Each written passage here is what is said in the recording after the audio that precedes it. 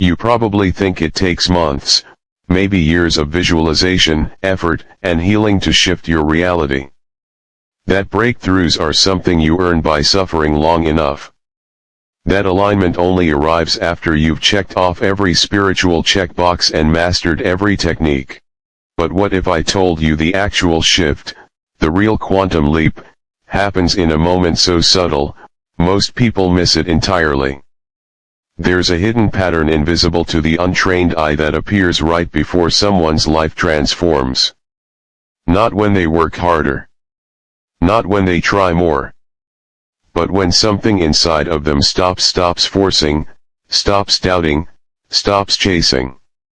That's the moment the field responds. In this video, we're going to uncover the exact frequency that activates a quantum shift and why simplicity is the one thing your ego can't handle. You'll discover the energetic skills that matter more than strategy. The signs you're on the verge of leaping timelines and why breakdown isn't failure, it's an initiation. But let's begin with something you felt but maybe never named, the resistance to ease. That moment when things start flowing and you get scared. That moment when you have a deep inner knowing and your mind demands proof. You felt it, the tension between your soul's clarity and your ego's survival pattern. We live in a world addicted to struggle. Effort is glorified. Complexity is worshipped. If something feels too simple, it must be wrong. If it comes too easily, it must be undeserved. But the quantum field doesn't respond to how hard you work. It responds to how clear you are, to how clean your frequency is. And clarity is almost always found in simplicity. The challenge is that simplicity threatens the false self.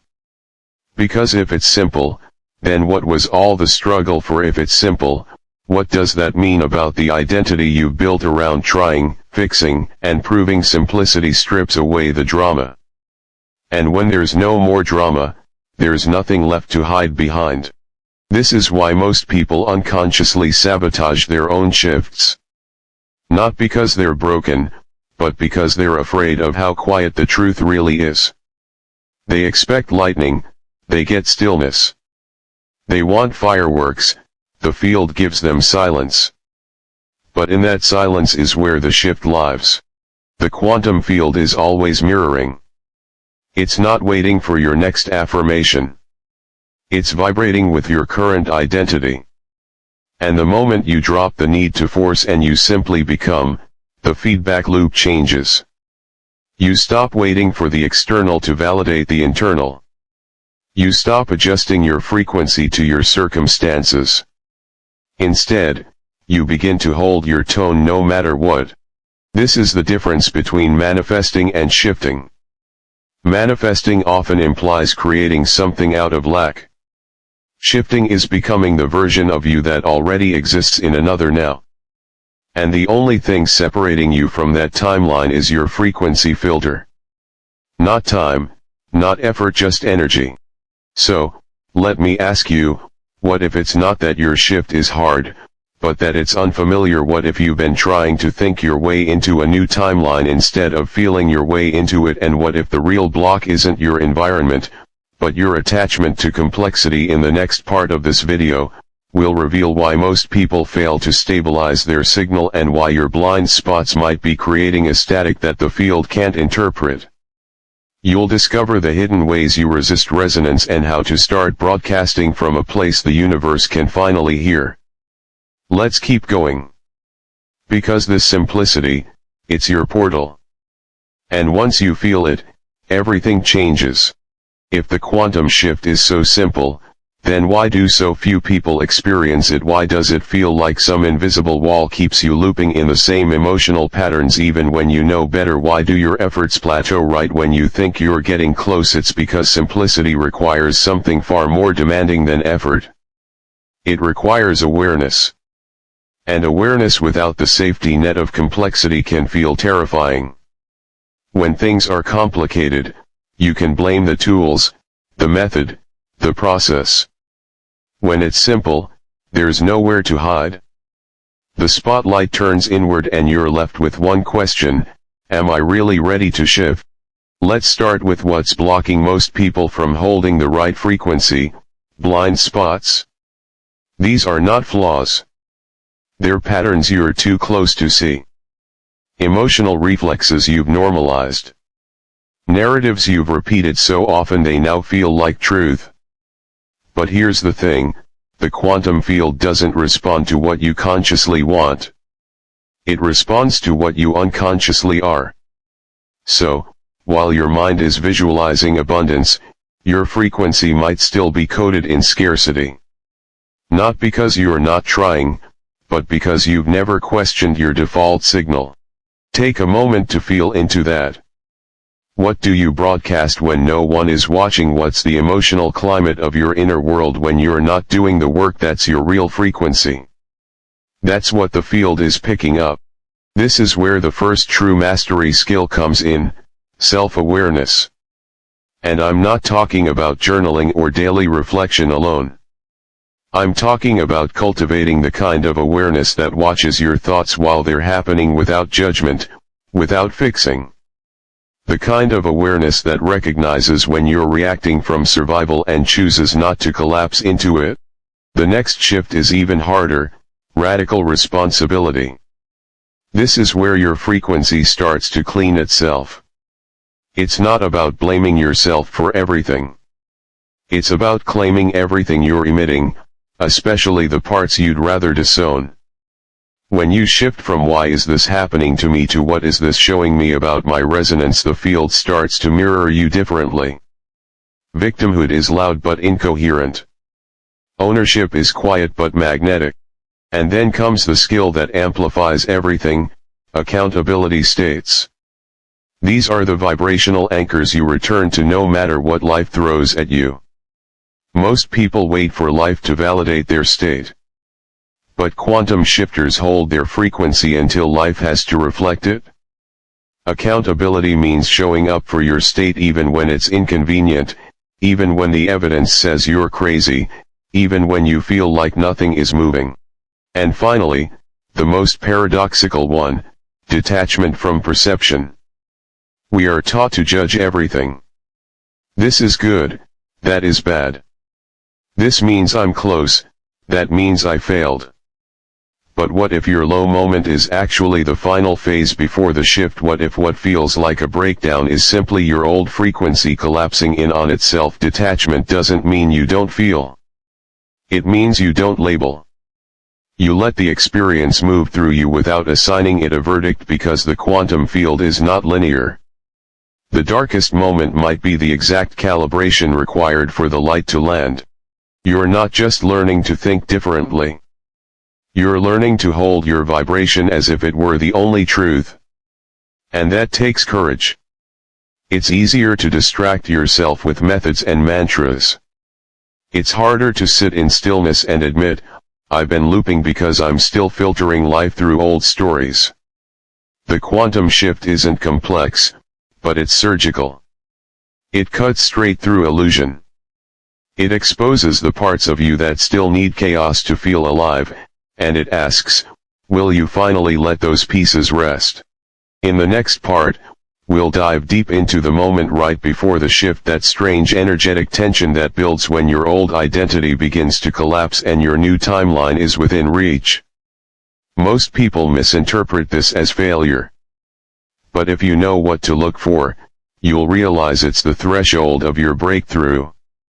Stay close, because what's coming next is where the old timeline ends and your true frequency begins. There's a moment, subtle, disorienting, and often misunderstood, that almost always comes right before a true quantum shift. It's the moment when the old timeline begins to loosen, but the new one hasn't anchored yet. You feel suspended, like you're standing in a hallway between two realities. The past no longer fits, the future isn't clear, and everything inside you is screaming to do something when in truth, you're right on the edge. This space is sacred. But it doesn't feel that way. It often shows up as confusion, fatigue, misalignment, even despair. You might feel like you're failing, like the path you were so sure about suddenly vanished, like your vision is breaking down instead of coming alive. And if you don't know what's happening, you'll misread this as a sign to turn back, to shrink, to try harder, or worst of all, to doubt yourself. But here's the truth, this is not a collapse. This is a calibration. Before any quantum jump, your field has to let go of its current coherence pattern. Think of it like detuning from one radio station before locking into another. There's static in between. That static feels like disorientation, like emotional noise, like the impulse to run, but it's not a warning. It's a threshold. The old frequency can't hold your next chapter. That's why it feels like things are falling apart. What's really happening is this: the energy that held your old identity together is disassembling. The beliefs, habits, and energetic loops that defined who you were are losing their charge. And without that charge, your ego has nothing to grip. So, it panics. It creates fear, doubt, restlessness. That's not a mistake. That's the ego trying to pull you back into the loop. This moment right before the shift is where most people quit. Not because the field says no, but because they interpret the friction as failure instead of as the friction of transformation. The truth is, if it feels shaky, you're close. If things seem uncertain, you're almost there. Because what you're really experiencing is your frequency shedding everything that no longer aligns. This is why the skill of detachment is so vital. If you judge this transitional space too soon, you'll assign it a meaning that pulls you backward. You'll call it wrong.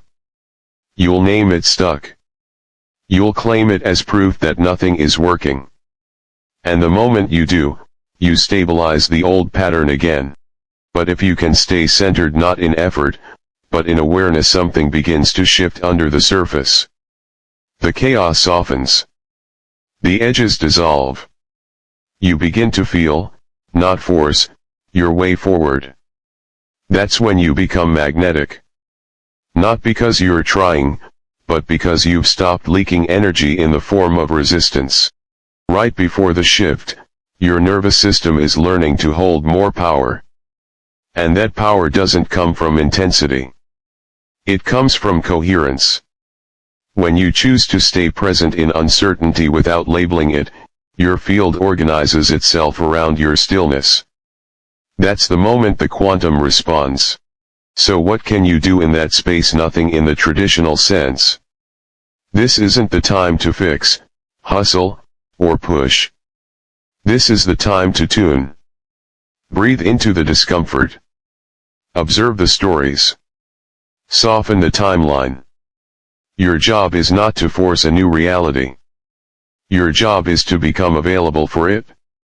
That's the real shift, not controlling the outcome, but surrendering into the vibration that already contains it. Now, we'll break down exactly how the field reads your signal and why what you think you're emitting might not be what the field is actually receiving.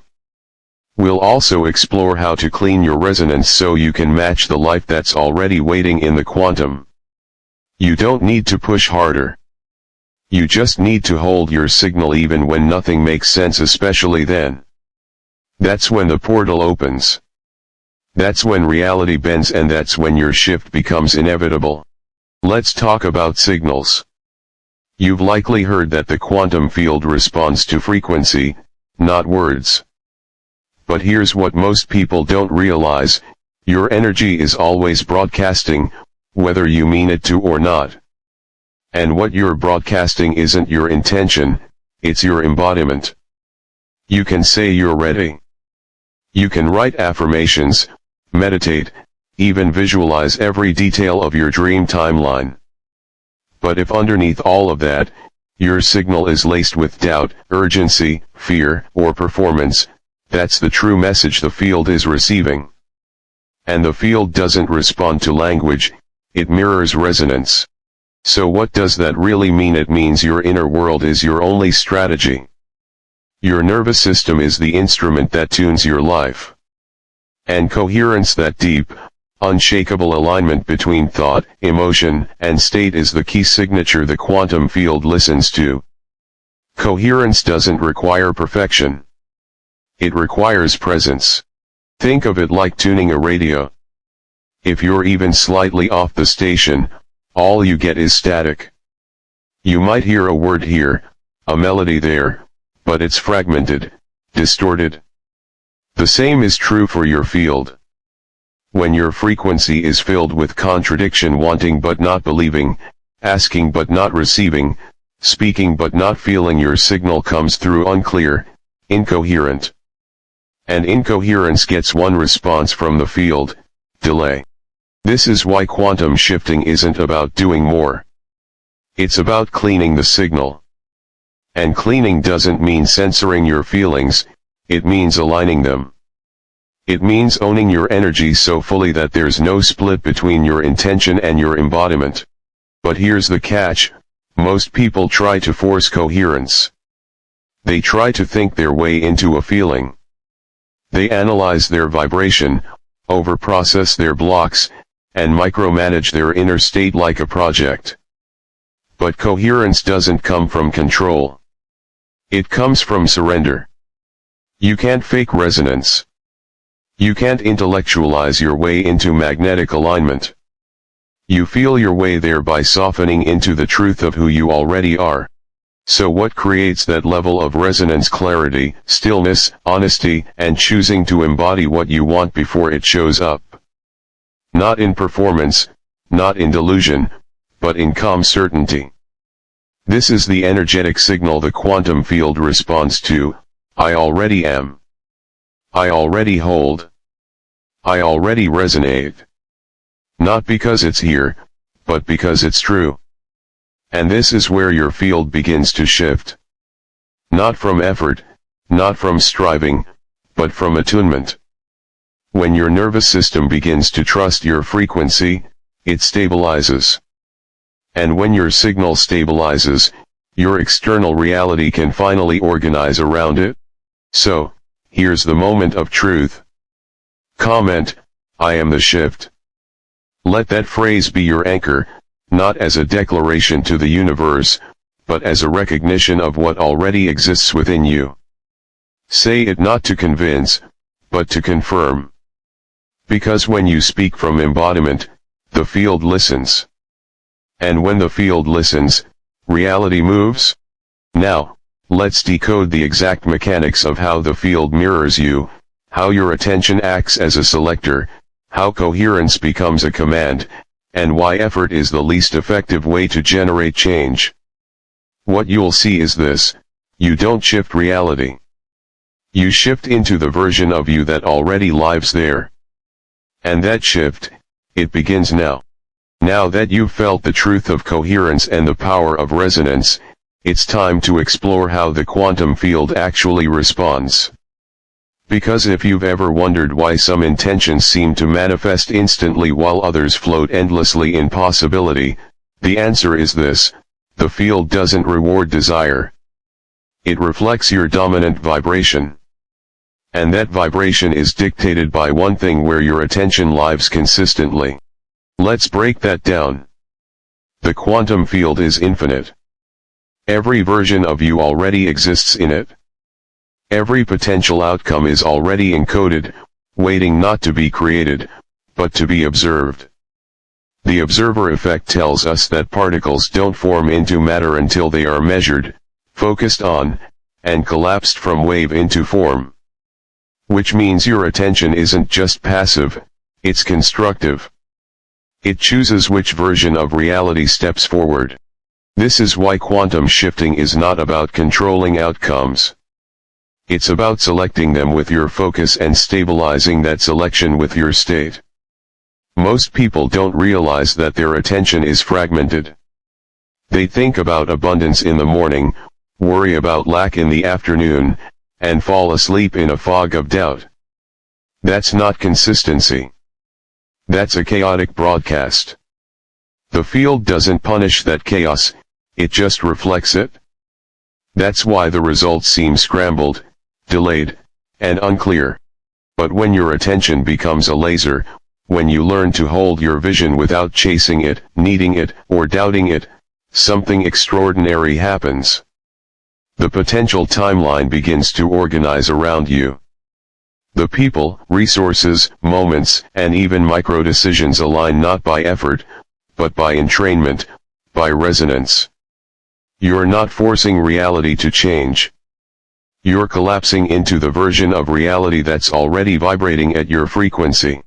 But here's the nuance that almost no one talks about: you don't shift with thought alone. You shift with identity. Your thoughts might want the shift, but your subconscious identity, the deep, often unspoken emotional signature you operate from, might still be tuned to the old pattern. And if that's the case, the field will mirror the identity, not the thought. This is where the internal work becomes sacred. Not as a to-do list, but as a returning. Every time you bring yourself back to coherence, not from fixing, but from remembering, you reinforce a new identity. Not an identity you're trying to become, but one that already exists inside you, waiting for permission to lead. So ask yourself, who are you being right now? Not in performance, not in effort, but in tone, in truth, in stillness. Because that version of you, the one already living the life you've been visualizing, is not waiting. It's available. And you access it not by reaching, but by receiving. In our final chapter, we'll crystallize this journey. You'll learn how to fully integrate quantum shifting as a natural process, not something you do, but something you live. We'll also decode the final key to stabilizing your new timeline so it doesn't just appear temporarily, but becomes your new normal. Stay close. The shift isn't ahead of you. It's already happening. Let's bring it all home. You now understand that the quantum field doesn't respond to effort. It responds to coherence. It doesn't care what you say you want, it reflects what you consistently are. And the shift, it's not out there. It's within, simpler than anyone dares to believe. So simple, in fact, that the ego often overlooks it, dismisses it, or tries to complicate it. But here's what those who actually shift, those who live new timelines, know: the simplicity isn't a trap. It's the truth.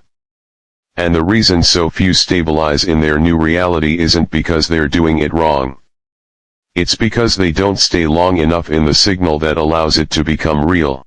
So let's say it plainly. You don't quantum shift by doing more. You shift by aligning more cleanly, more calmly, more truthfully. You shift when you stop running after the version of you that already exists and start being them. Now, that doesn't mean you fake it. It doesn't mean you force joy when you feel grief. It means you hold space for the full spectrum of experience without collapsing your identity. That is emotional mastery. That is energetic maturity. That is what the quantum field responds to. You're not here to chase the shift. You're here to embody the one who shifts easily. And once you realize that, life stops being a pursuit and becomes a mirror. That's when you move through reality differently. Your energy enters the room before you do. You speak less but are heard more. You ask less and receive more. Not because you are manipulating the field, but because you are the field in harmony with itself. This is why the masters of manifestation don't teach methods, they transmit states. They help you feel something ancient already alive within you. They don't add, they reveal. And so this is your invitation to remember what you already are right now, in this moment. The timeline exists, the one where you are clear, calm, magnetic, certain, aligned. Not because everything around you is perfect, but because you are no longer outsourcing your frequency to your circumstances. Let this be the shift that stabilizes. Let this be the signal you return to again and again. Not to perform, but to belong. And if you've made it this far, you already know this isn't just a video. It's a transmission. And something in you, something subtle but unmistakable, has already started to rearrange. If you felt it, if it resonated, if something clicked, subscribe now. Not just for the next video, but for the next version of you. This isn't just a channel. It's a frequency. And every subscriber is a signal to the field, I remember who I am. Welcome back. You've always been the shift. And now the field knows it, too.